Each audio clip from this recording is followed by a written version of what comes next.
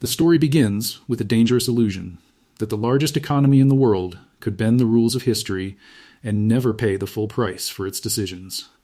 Here's what nobody tells you. The biggest financial mistakes America made were not accidents, and they were not isolated. They followed a recognizable pattern where confidence grew faster than discipline, where innovation raced ahead of restraint, and where short-term wins blinded leaders to long-term costs. If this pattern applies, then the money you earn, save, and invest today is still living in the shadow of decisions made decades ago. At first, it looked like a miracle. Then the bill arrived. In 1929, trillions of dollars in paper wealth vanished almost overnight. In 1971, a single policy move quietly rewired the global financial system. In 2008, losses tied to leverage and speculation were measured not in millions, but in trillions. The unresolved question is not whether mistakes were made. The question is why the same kinds of mistakes keep happening, and whether the cycle has truly ended. This is where the pattern begins. In the early 1920s, the United States emerged from World War I as a creditor nation, flush with industrial capacity and confidence. Stock ownership spread beyond elites and into the middle class. Margin debt exploded. By 1928, some estimates suggest investors could buy stocks with as little as 10% down, borrowing the rest. Not caution. Optimism. Not sustainability. Speed. Everyone thought they were safe. They weren't. When markets turned in October 1929, forced liquidations accelerated losses. Roughly 9,000 banks failed in the early 1930s, and U.S. GDP fell by nearly 30%. Here's why this matters. The damage wasn't just financial. Trust collapsed. Savings disappeared. An entire generation learned that markets do not correct gently when leverage is ignored. The response to that collapse shaped the next era. New regulations were introduced, banks were separated from speculative activity, and for a time, discipline returned. But success carries its own risk. By the end of World War II, America stood economically unmatched. Manufacturing output surged, consumer credit expanded, and the dollar became the anchor of the global system. Under the Bretton Woods framework established in 1944, the dollar was tied to gold at $35 an ounce, while other currencies were tied to the dollar. It looked stable. It looked permanent. But stability built on promises only holds if the promises can be kept. As U.S. spending grew through the 1950s and 1960s, on infrastructure, social programs, and war, gold reserves did not keep pace. Foreign governments began to question whether every dollar could truly be redeemed. Here's the mechanism. Confidence substitutes for constraint until reality intervenes. By the late 1960s, more dollars existed overseas than gold in U.S. vaults. In 1971, President Nixon suspended gold convertibility, effectively ending the Bretton Woods system.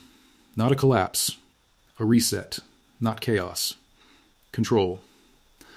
But the long-term consequences were profound. Money was no longer anchored to a physical constraint.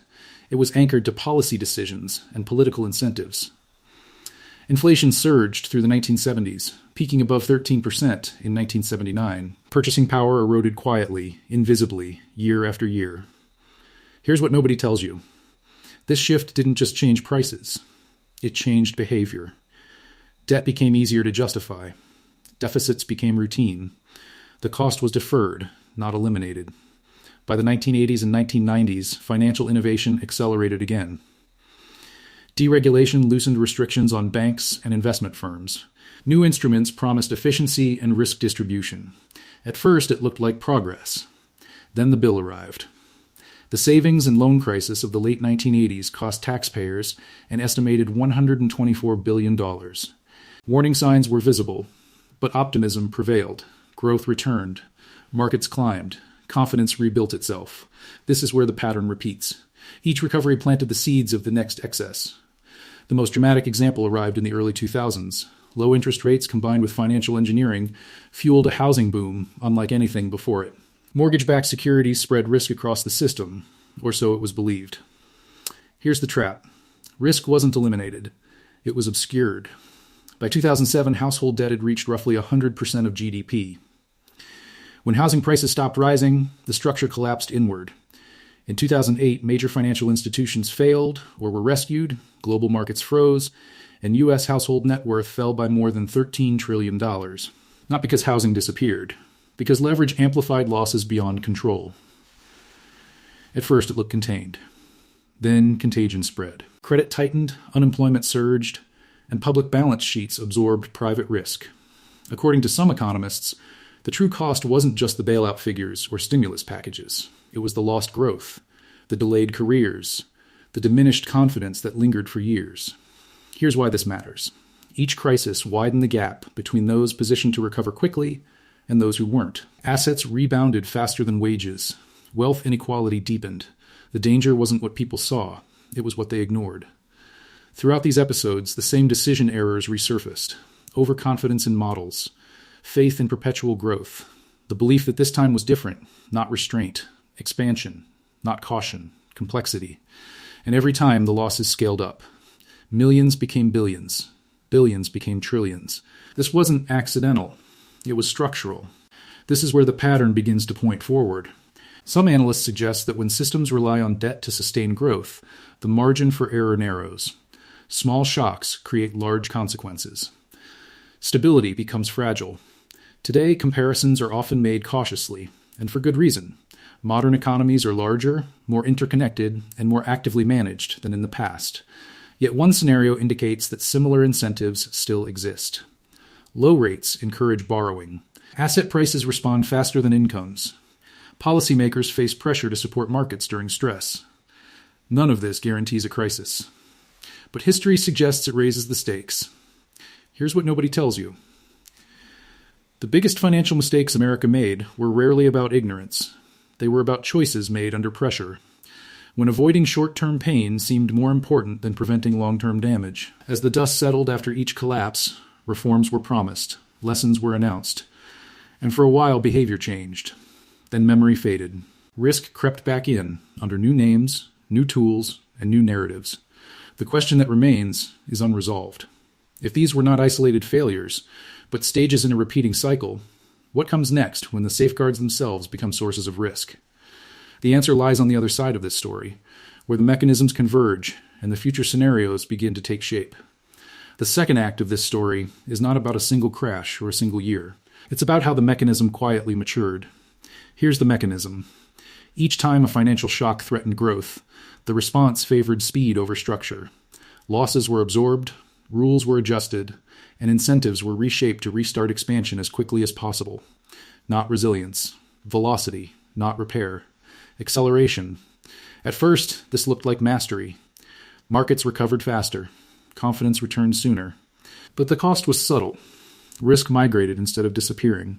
It moved from households to banks, from banks to governments, and from balance sheets into assumptions. This is where the pattern deepens. Consider how post-crisis environments evolved. After the Great Depression, strict regulation limited leverage for decades. But as memories faded, lobbying intensified. After the inflation shock of the 1970s, monetary discipline was restored, but fiscal restraint weakened. After the 2008 crisis, capital requirements increased, yet interest rates stayed near zero for years. Each fix solved the last problem while planting the next one. Here's why this matters. Systems don't fail where they're protected. They fail where attention has moved on. At first, it looked like stability had finally been engineered. From roughly 2010 to 2019, asset markets climbed steadily. Unemployment fell. Inflation remained subdued. According to some economists, this period reinforced the belief that aggressive intervention could smooth cycles indefinitely. Then the bill arrived in a different form. Debt levels rose across households, corporations, and governments. By 2020, U.S. federal debt exceeded 100% of GDP. Corporate borrowing reached record highs. None of this guaranteed collapse. But it narrowed the margin for error. When shocks arrived, there was less room to maneuver. Here's what nobody tells you. The most expensive financial mistakes aren't always visible as crashes. Sometimes they show up as lost optionality. When debt rises faster than productivity, future choices shrink. When asset prices detach from underlying income, corrections become politically painful. When central institutions are expected to stabilize everything, their credibility becomes a single point of failure. Not panic. Dependence, not fragility on the surface, fragility underneath. To see how repetition works, look across crises side by side. In 1929, leverage magnified optimism. In the 1970s, monetary flexibility magnified inflation. In 2008, financial engineering magnified exposure. Different tools, same outcome. Losses scaled beyond expectations. Recovery favored those closest to capital. Everyone thought diversification would protect them. It didn't. The danger wasn't what they saw. It was what they ignored. This is where analysts begin to apply the framework conditionally to the modern landscape. One scenario suggests that when economies rely heavily on asset appreciation to support consumption, volatility becomes systemic. Another suggests that prolonged low rates can distort risk pricing, encouraging projects that only survive under cheap financing. A third scenario indicates that when governments absorb private losses repeatedly, public balance sheets become shock absorbers of last resort. None of these imply inevitability, but together they outline pressure points. Here's the trap. Each intervention reduces immediate pain while increasing long-term complexity.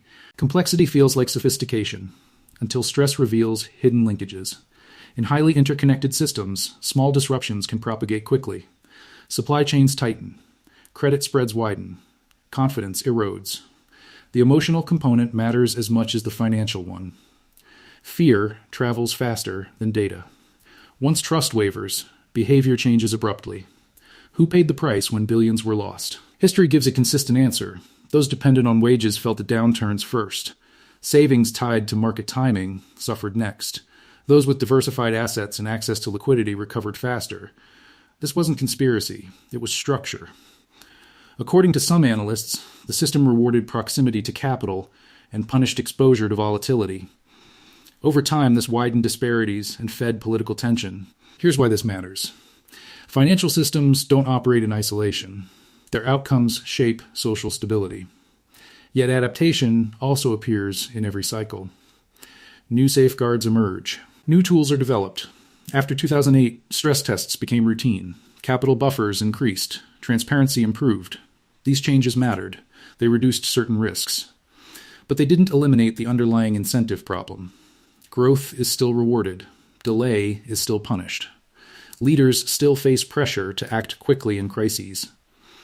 This is where the pattern refuses to end cleanly. Looking forward, analysts outline three broad scenarios. In a soft landing scenario, productivity growth offsets debt, allowing obligations to stabilize relative to income.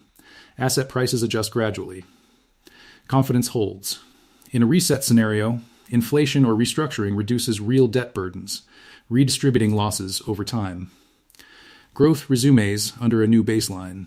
In a hard break scenario, shocks overwhelm buffers, forcing abrupt repricing and rapid policy response. None of these paths are guaranteed. Each depends on timing, coordination, and external events. Here's what nobody tells you. The difference between them is often determined long before the crisis is visible. The biggest financial mistakes America made were rarely framed as mistakes at the time. They were framed as solutions. Each addressed a real problem. Each carried unintended consequences. The lesson isn't that intervention is wrong or that growth should be avoided. It's that trade-offs never disappear. They accumulate. Ignoring them doesn't make them vanish. It makes them compound. This is where the story closes, but the pattern remains open. If future leaders recognize the signals early, outcomes can differ. If incentives are adjusted before stress peaks, damage can be limited. But if history is any guide, confidence will return, risk will be rebranded, and the cycle will test itself again. The question is not whether America can avoid mistakes forever. It's whether the next ones will be smaller, slower, and less expensive, or whether the bill will arrive all at once, when few expect it.